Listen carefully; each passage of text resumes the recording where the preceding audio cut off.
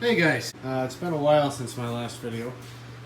Today we got, well, it's, what is it now? July? All the days blend together when you're in Coronacation.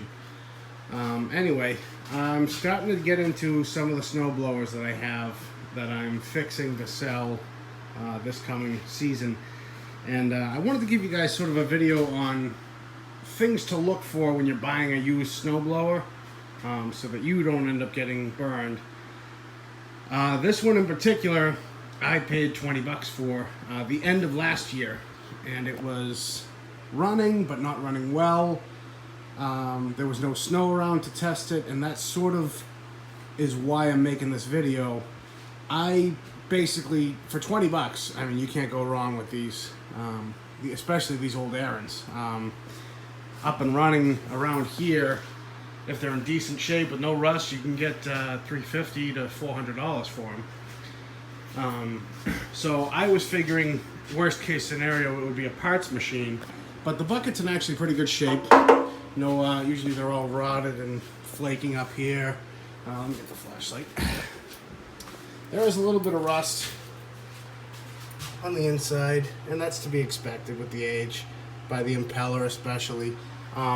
But honestly, this is not in bad shape. This is a good example of a general used snowblower that to the naked eye looks sweet. You just kind of hitch up to it and plow your driveway, and that's it. This has a couple of major issues that may or may not determine whether I'm going to fix it or sort of hang on to it for parts kind of thing. And I'm going to walk you through that. So, good things. Nice beefy tires, no cracks, no dry rot. They each had a little bit of pressure still in them, believe it or not, but I just aired them up, so I'll let them sit for a couple days, see how quickly they go down. I don't know if you can tell, but do you see how it's kind of leaning towards this side a little? And I'll show you what that is. This is the first of our unforeseen issues. Look right in there where the axle goes into the housing. Lift up, and go down. Let me put you. Alright, I don't know if it'll show up any better. I'm kind of stable. But I can lift this almost all the way up without that wheel moving. You can even hear the banging. This axle bearing is completely shot. And it's only on that side. This side is perfectly tight.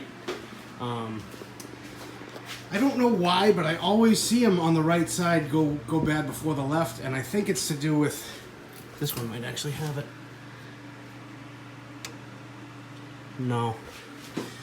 Some of the other ones, there's a grease fitting actually on that housing, and it lets you get some grease in there. I think I'm thinking of the older ones. But anyway, so not exactly a terrible repair, but it is expensive and time consuming.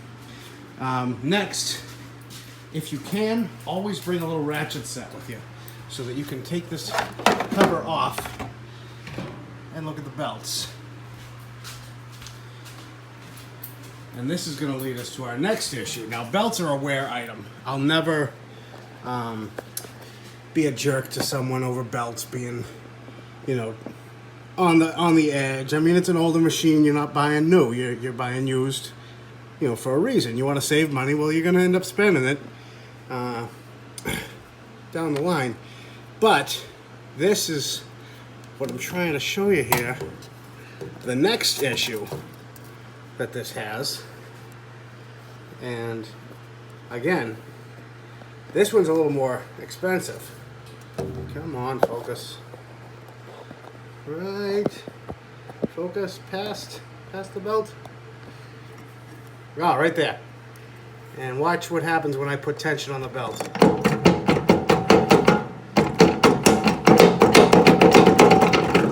That is the auger bearing. I just replaced one of those on my father's snowblower, and his was from 1983. So you can imagine how nicely that was coming apart for me.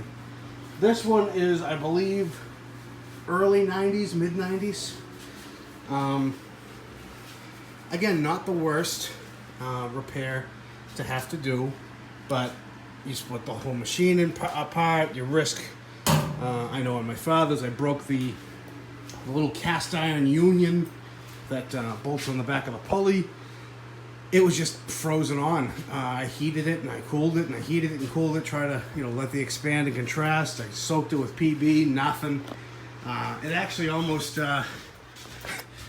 sent my puller to the promised land. I chewed up a couple of the threads, but I rethreaded that. Anyway, I digress. That is, paired with this, and the carburetor needs to be cleaned a little bit. It does run. I just fired it up, and it ran better now than it did the day I picked it up. So the carb definitely needs to be gone through. Next thing to check, obviously the oil, not just the color or the condition, but if you look at the stick, you'll see, look at that. It is, I just wiped this off, and it is dyed black.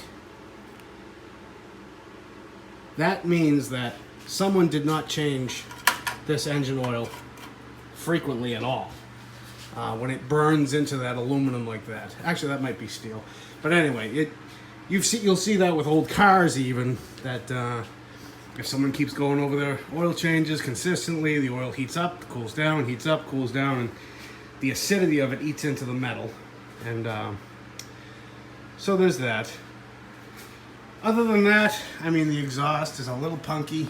I've seen way worse. As a matter of fact, do I still have it? Yeah, this was my father's original from 1983, and God, this thing was loud. You can see I got a couple of these motors over here. But yeah, exhaust is fine. I'm sort of jumping all around here because when you're looking at a used machine, piece of equipment, anything, you want to spend enough time where you're comfortable, but not too much time where you're a burden to the person. So if you sort of get these things in your head and just touch things, pull things, like, grab the impellers, and you can even see, you can hear it just by grabbing the impeller without having to touch the belt. You can see that bearing is completely worn out. These are actually, they move on the shaft, which means they're not C's, but they are tight. So the shear pins are fine. One other way you can tell is by actually pulling the handle down. You can hear it. The only other thing that I would say that, and this is kind of a hit and miss, is the clutch. It moves the drive disc back and forth. Sometimes you can, let me just jam my camera in here. All right, so there's the disc. I'm gonna try to center it. There. I take that back. If you have a flashlight, focus. Come on, I just had it. There's the drive disc, anyway. And you can see, I mean, it's definitely seen some better days, but it's, my camera's just not going to cooperate, is it? There it is. You can see it's got plenty of rubber. It's a little glazed, but like you say, that you're not buying new, you're buying used. And yeah, so overall, it's a decent machine. I'm going to price things out, and to be honest, I have probably 12 of these STA24s. They're sort of what the people want. They're small enough, yet big enough. So yeah, I'm gonna price out the parts, weigh the odds for labor. I might even take it apart to see if it will come apart before I go ahead and order things and not be able to use them. But yeah, this is the first of hopefully a couple of videos doing the work to it. And this was more of a public service announcement, what to look for when you're in the market for a used snowblower. All right, I'm gonna keep this one short. Thanks again, guys, for liking, commenting, subscribing. Catch you later. Bye.